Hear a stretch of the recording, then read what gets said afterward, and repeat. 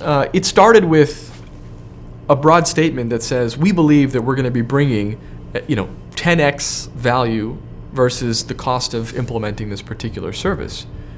And we were expecting to have to defend that assertion and go into a fair bit of detail. We're sitting at the conference table. We have on the projection screen a big slide that describes the various value drivers that we had assumed. And so the way we built that was based on an Excel-based ROI model that was transformed into a Trefis interactive experience, and we literally had that Trefis view up on the screen. And you immediately saw our clients looking at this and asking, hey, tell me about that particular driver. So there was a question around the TCO branch and said, how did you get to that number?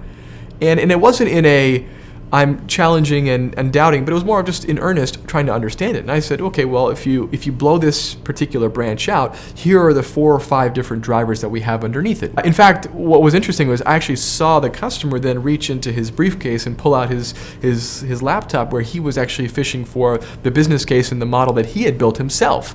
And he was just kind of spot checking it, and from what I could gather in his responses, these were more or less in line. But as soon as we made that statement, the customer literally cut me off and said, you know what? It's interesting you say that, because I've actually started putting together an internal business case of my own, and I think that the market value of this opportunity is actually 20x what we're investing in the service.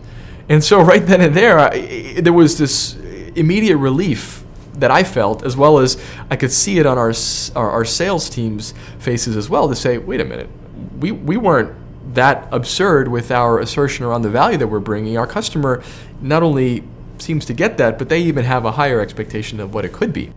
Like, this is exactly what we got to be doing. This is exactly where we want the conversation to go, because we need to be able to first convince ourselves that we're bringing this much value, and then figure out how we explain that to our customer. And that totally changed the tone of the meeting, from being something that we, walking in there, thought was going to be really awkward and intimidating and may not yield a positive outcome, to one where when we started talking about value and when we said we think that it's going to be 10x value, and to hear our customer respond with, we actually think it may be 20x, all of a sudden the conversation was much more about the gain frame of reference versus the loss of having to pay a vendor. What was interesting in the hallway then afterwards was a realization from our colleagues in sales that, hey, I think we're onto something here, right? This is actually the way in which we ought to have every conversation.